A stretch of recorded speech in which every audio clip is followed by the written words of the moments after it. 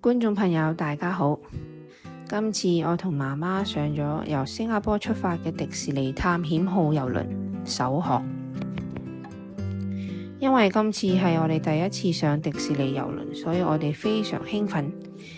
而且呢隻郵輪係喺亞洲出發嘅第一隻迪士尼郵輪，所以我哋訂咗郵輪之後就非常期待呢個郵輪。咁事不宜遲，我哋而家帶你入迪士尼郵輪奇妙嘅世界。3月10號早上，我哋搭的士去到 Marina Bay Cruise Terminal。咁的士駛到差唔多入郵輪碼頭嗰時，我哋已經見到隻迪士尼郵輪啦，真係好大隻，好興奮。咁因為我哋係12點15分上船嘅，咁我哋大概半個鐘頭前就到咗郵輪碼頭。咁入到郵輪碼頭，個工作人員就非常熱烈嘅歡迎我哋，就根據我哋登船嘅時間分批排隊。咁睇落去好似好多人，但係其實等咗15分鐘，我哋已經過咗安檢。咁過咗安檢之後呢，就要去 check-in counter。咁喺 check-in counter，我哋就俾翻 passport 同房嘅號碼。咁其實今次嘅郵輪係非常大嘅，仲有見到好多乘客，但係佢安排得非常妥善，所以雖然今日好似好多人，但係流程大致上都非常暢順。咁我哋上咗郵輪之後呢，就非常多人歡迎我哋啊！咁房間係1點半後先準備好嘅，所以職員就話我哋其實可以去食咗晏晝先。咁其實晏晝係有幾個地方可以食嘅，你可以落去2層樓食啦，或者你又可以去翻17樓嘅自助餐。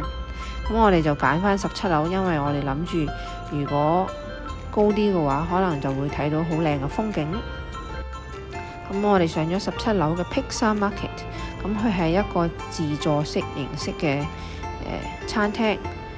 咁上到去已經好多人已經開始食緊嘢啦。咁其實呢個 buffet 就非常多選擇嘅，有西餐，咁有牛扒、漢堡包，又有魚，仲有沙律菜。咁因為呢個係亞洲出發嘅航程，而且係新加坡出發，咁你就會見到有雞飯，仲有唔同嘅亞洲風味嘅菜。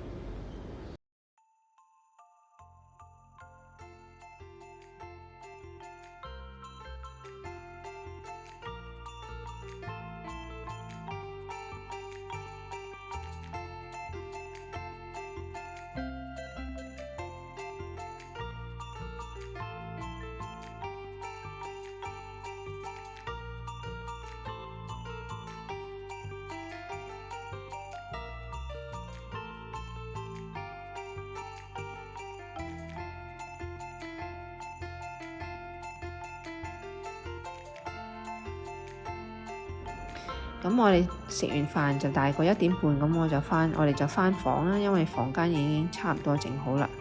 咁而家我哋就帶你哋去參觀我哋間房。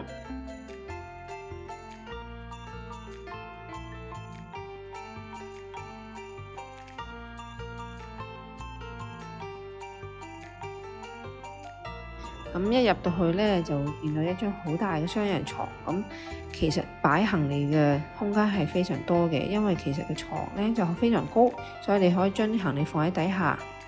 櫃都非常大，可以放到好多衫。